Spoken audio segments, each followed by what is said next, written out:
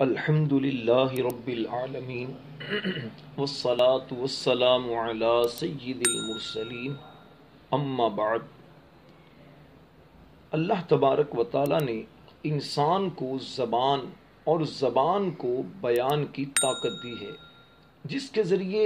وہ اپنا ما فی الضمیر یعنی جو کچھ اس کے ذہن میں ہے، دل میں ہے، اس کا اظہار کر سکتا ہے۔ یہ خالق کریم عز و جل کی انسان پر وہ نعمت عظمی ہے جس کے سبب وہ جانوروں سے ممتاز ہے، اور نعمت تعلیم کی عظمت کے لیے یہی کافی ہے کہ خلاق عالم یعنی عالم کو پیدا کرنے والے نے اس کا ذکر صراحتاً فرمایا ہے۔ چنانچہ سورۃ الرحمن میں ارشاد فرمایا، خلق الانسان علمہ البیان۔ اللہ نے انسان کو پیدا کیا اور اس نے بندے کو بیان کرنا سکھایا۔ دیگر فنون کی طرح عربیت کے بھی دو شعبے ہیں، علم اور عمل۔ علم اس کا واجبات کفایہ سے ہے، یعنی علم نحو کا سیکھنا یہ واجب علی الکفایہ ہے، یعنی چند لوگ بھی اگر سیکھ لیں تو سب کی طرف سے گویا کہ واجب ساقط ہو گیا۔ اس لیے اس بہ القدرۃ علی فہم الکتاب والسنہ، کیونکہ اسی کے ذریعے انسان قرآن اور سنت یعنی حدیث کے سمجھنے پر قادر ہوتا ہے۔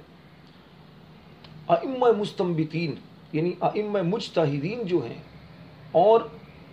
دین حق کی طرف رہنمائی کرنے والے کو اس علم کے اندر مہارت تامہ حاصل کرنی چاہیے۔ عربی فن میں علم نحو کی اہمیت اہل علم سے پوشیدہ نہیں۔ امیر المؤمنین حضرت سیدنا عمر فاروق رضی اللہ تعالی عنہ فرماتے ہیں، تعلم النحو کما تعلم السنن والفرائض، یعنی علم نحو کو سیکھو جیسے تم سنت اور فرائض کو سیکھتے ہو۔ امام شافعی رحمۃ اللہ علیہ فرماتے ہیں، من تبحر فی النحو اہتدی الی کل العلوم، یعنی جس نے نحو میں مہارت حاصل کی تو اس نے تمام علوم کی طرف رہنمائی حاصل کر لی۔ علم نحو کی اسی اہمیت کے پیش نظر الحمدللہ دعوت اسلامی کی مجلس المدینۃ العلمیہ کے شعبہ درسی کتب نے مجلس جامعات المدینہ کی خواہش پر درجہ اولیٰ کے ابتدائی طلبہ کے لیے علم نحو کی ایک مختصر اور جامع کتاب بنام خلاصۃ النحو تالیف کی ہے۔ خلاصۃ النحو میں کیا کیا ہے؟ یوں سمجھیے کہ یہ نحوی قواعد کا ایسا سمندر ہے، ایسا سمندر جسے کوزے میں بند کر دیا گیا ہے۔ خلاصۃ النحو جو کتاب ہے، حصہ اول اور دوم یہ دو حصوں پر مشتمل ہے، جس میں 72 اسباق ہیں، 72 دروس پر یہ مشتمل ہے، جن میں 400 سے زائد نحوی اصطلاحات اور نحوی قواعد اور فوائد اور تنبیہات ہیں۔ ان اسباق کی ترتیب اور ترکیب میں فنی تحقیقات سے صرف نظر کرتے ہوئے، یعنی جو تحقیقی گفتگو ہوتی ہے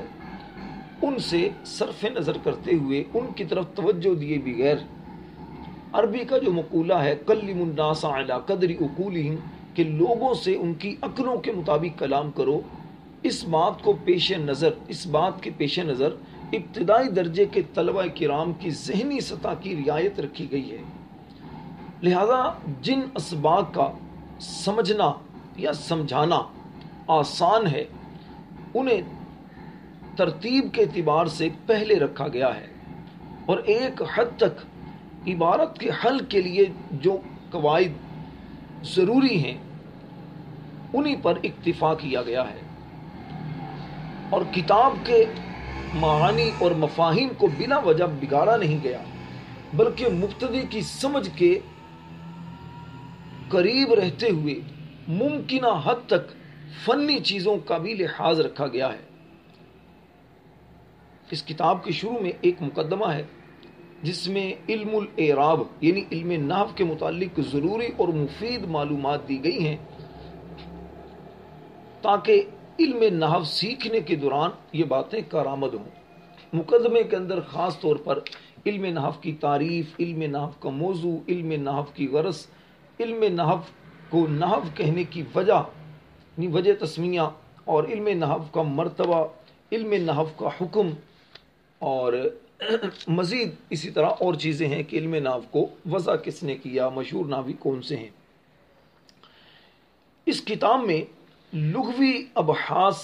یعنی لغوی بحثوں سے قطع نظر کرتے ہوئے، یعنی اس کی طرف توجہ دیے بغیر صرف اصطلاحی جو معانی ہیں علم نحو کے، انہی کے بیان پر اختصار کیا گیا، انہی کو صرف بیان کیا گیا ہے، اس لیے کہ اس فن کا جو شارح ہے اس کا اصلاً مقصود کیا ہوتا ہے کہ اس فن کی جو اصطلاحات ہیں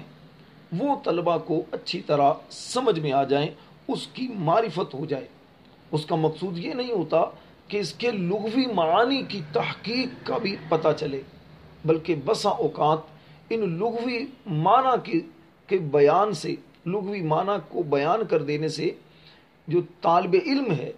اس کے ذہن میں ایک تشویش پیدا ہوتی ہے، وہ پریشان ہو جاتا ہے، اس کے ذہن پر ایک بوجھ بن جاتا ہے جو اس اصل چیز کو یاد رکھنے میں بہت خلل ڈالنے والا ہوتا ہے۔ خلاصۃ النحو کتاب میں ہر اصطلاح کی تعریف کے لیے الگ سرخی قائم نہیں کی گئی، بلکہ سادہ، آسان، مختصر اور ضمنی انداز میں ان اصطلاحات کو بیان کیا گیا ہے تاکہ طالب علم کو یاد کرنے اور اپنی مطلوبہ چیز کو حاصل کرنے میں آسانی رہے۔ خواہ مخواہ بات کو لمبا کر دینا یہ حکمت نہیں ہے، اور اس سے پڑھنے والا بھی نفسیاتی طور پر اکتاہٹ کا شکار ہو کر اسے بوجھ محسوس کرتا ہے، اور یہ چیز جو اصل مطلوب چیز ہے اس کے حاصل ہونے میں رکاوٹ بنتی ہے۔ اسی طرح خلاصۃ النحو کتاب میں جن چیزوں کے بارے میں خاص طور پر بحث کی گئی ہے ان اصطلاحات نحویہ کو سرخ روشنائی سے ممتاز کیا گیا ہے، الگ کیا گیا ہے، تاکہ جو اصطلاحات ضروری ہیں وہ ممتاز ہو کر طالب علم کے ذہن میں اپنا مرکزی مقام حاصل کر لے۔ اسی طرح بعض جو مفاہیم ہوتے ہیں ان کے لیے ایک سے زائد جو اسما ہیں وہ موضوع ہوتے ہیں، یعنی ایک سے زائد نام اس کے رکھے گئے ہوتے ہیں جنہیں مترادفات کہا جاتا ہے۔ ایسی صورت میں اگر آدمی کو کسی مفہوم کا ایک ہی معنی معلوم ہو، ایک ہی نام معلوم ہو، تو اسے شرمندگی کا اس وقت خاص طور پر سامنا ہوتا ہے جب اسی مفہوم کی تعبیر کسی دوسرے اسم سے کر دی جائے۔ مثلا علم نحو کی تعریف جاننے والے سے اگر علم الاعراب کی تعریف پوچھی جائے کہ علم الاعراب کسے کہتے ہیں تو وہ حیران ہو جاتا ہے کہ یہ کیا ہوتا ہے، حالانکہ اسے اس کا مفہوم یعنی اس علم الاعراب کا مفہوم معلوم ہے۔ تو اس خلاصۃ النحو کتاب میں متعدد مقام پر مترادفات جو ہیں ان کو بیان کیا گیا ہے، مرادف اصطلاحات بھی ذکر کی گئی ہیں، جیسے تثنیہ کو مثنیٰ بیان کیا گیا، جمع کو مجموع ذکر کیا گیا، تاکہ ایک حد تک اس حوالے سے طالب علم کے ذہن میں یا قلب میں جو اضطراب ہے وہ اس کا شکار نہ ہو۔ علم نحو کی خاص طور پر یہ جو خلاصۃ النحو کتاب ہے، اس کتاب کی ایک خصوصیت یہ ہے کہ اس کتاب میں جو بھی قواعد وغیرہ ذکر کیے گئے ہیں وہ معتبر جو نحوی کتب ہیں ان سے لیے گئے ہیں، اور اطمینان خاطر کے لیے یعنی دل کی تسلی کے لیے اس کتاب کے آخر میں ایک فہرست بھی دی گئی ہے